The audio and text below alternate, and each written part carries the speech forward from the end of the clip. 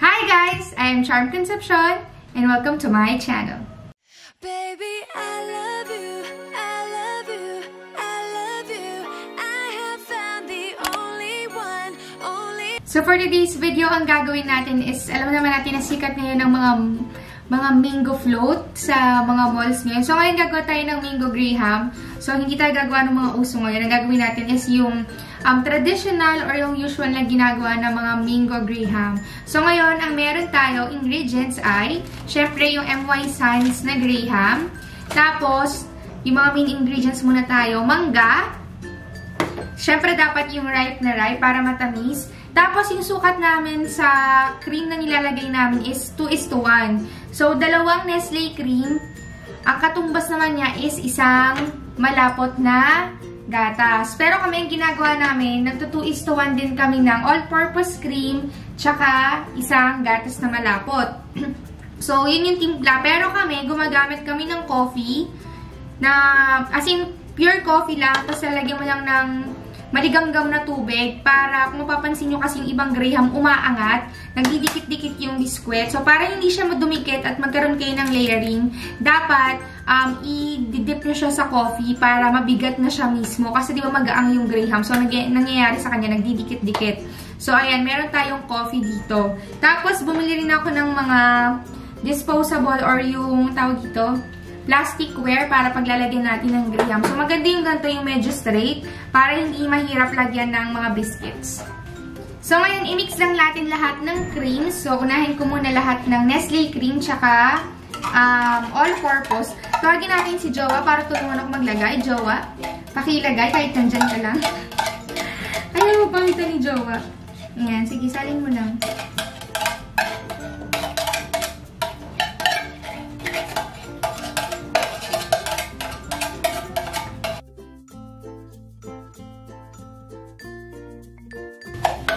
Tapos, yung gatas na malapot.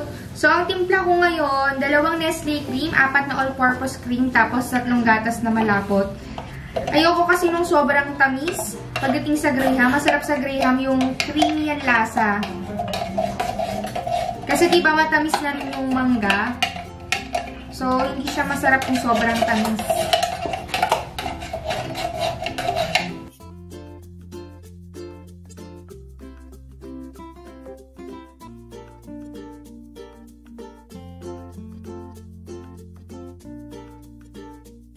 Ngayon, imimix lang natin lahat nung mga pinaglalagay natin ng cream tsaka gatas na malapot. Kailangan mix na mix. Mix lang natin ng gusto. So, ayan guys, na-mix na natin yung cream. So, ang una natin gagawin is lalagyan muna natin ng cream yung pinaka-ilalim niya. So, kuha lang tayo. Yung makover niyo yung buong plasticware. Ayan.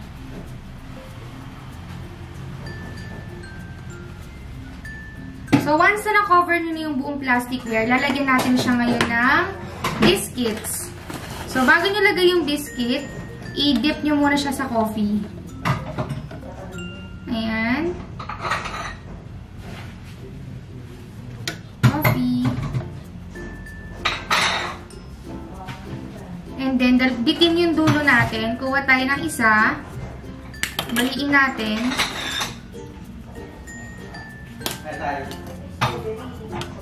Ayan.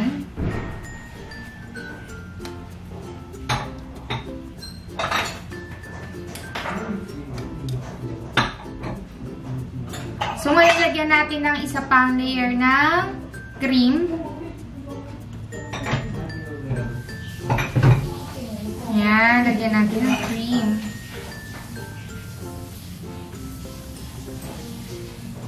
And then, lagyan na natin ng mangga. So, dahil maraming mangga natin, takpan natin ng mangga yung buong layer ng graham.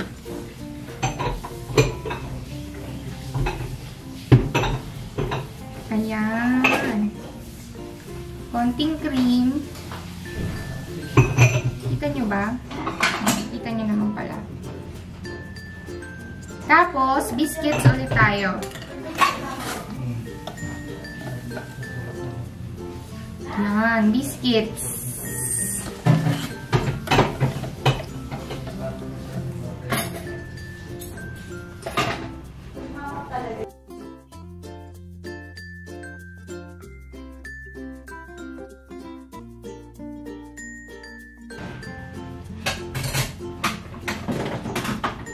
And then, mangga.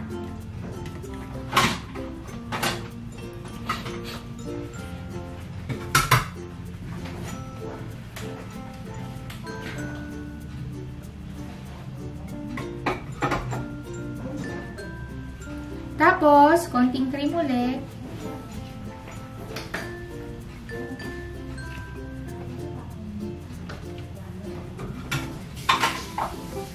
So, ayan, itakpan na natin siya ng last layer ng biscuit.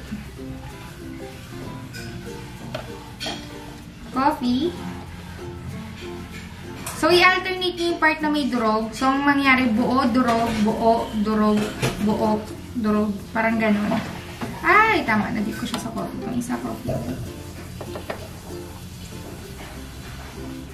Tapos, kuha tayo ng ibang pwedeng hatiin.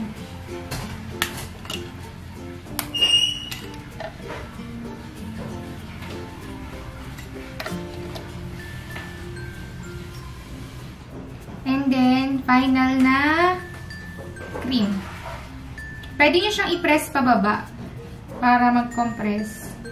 So, sa ibabaw, dapat medyo maraming cream para hindi lumutang yung graham.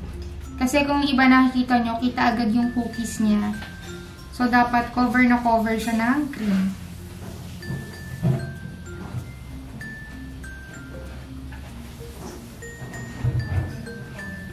So, nasa inyo naman kung gusto nyo pang lagyan ng mangga sa taas or sa ibabaw. Ako hindi ko na siya nilalagyan ng mangga sa ibabaw kasi marami na tayong mangga sa loob. Tsaka, ang mangyayari sa kanya, hindi na siya matatakpan.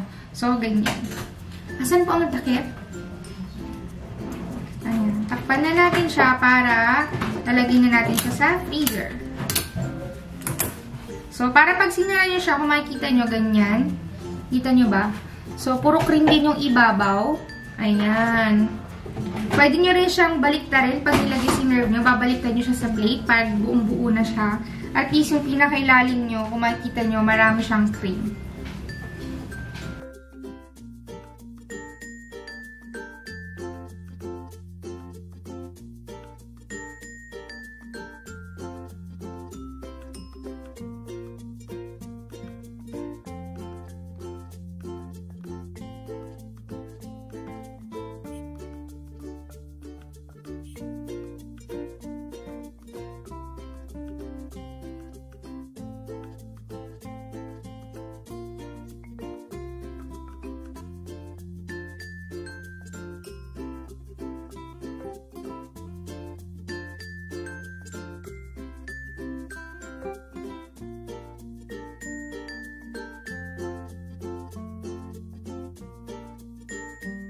So, ayan guys, tapos na nga natin gawin lahat ng graham. So, nakagawa tayo ng 1, 2, 3, 4, 5, 6, 7, and kalahati na graham. So, mag-i-insert ako ng clip na tinitikman namin yung graham. Syempre, patitigasin ko muna to para frozen na frozen. So, ayan guys, kakatapos lang namin Ay, wala sa focus. So, ayan, kakatapos lang namin mag-film ng... wala sa focus. Ayan na. Kakatapos lang namin mag-film ng Siomai Challenge. And ngayon, karugtong to ng video namin kahapon, itong graham na ginawa namin. So, yung titikman na namin, ito yung graham. Yung isang layer lang muna nilabas namin. Yan, tikman lang namin kung anong lasa. Ba't dala-dalawa yung tinidor? Hindi, tila dyan yan mamaya. Pares lang yan. Bango. Mangga. Mangga.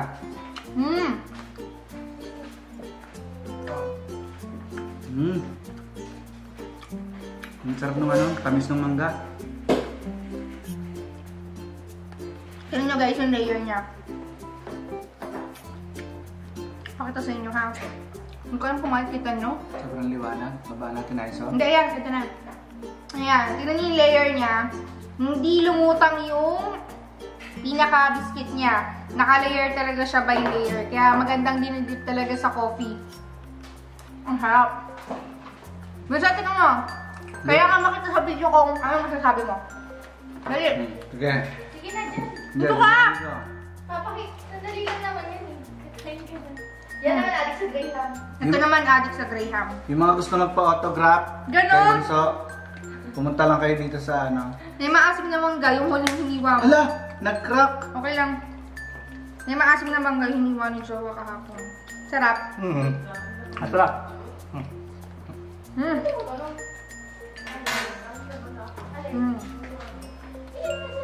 Sarap. May massive na mangga na natsyempoan yung huling-huli. So, ayan, kung nagustuhan nyo man itong mga ganitong klaseng video, sana bigyan nyo itong video na ito ng thumbs up and don't forget to subscribe. Bye! Maraming salamat!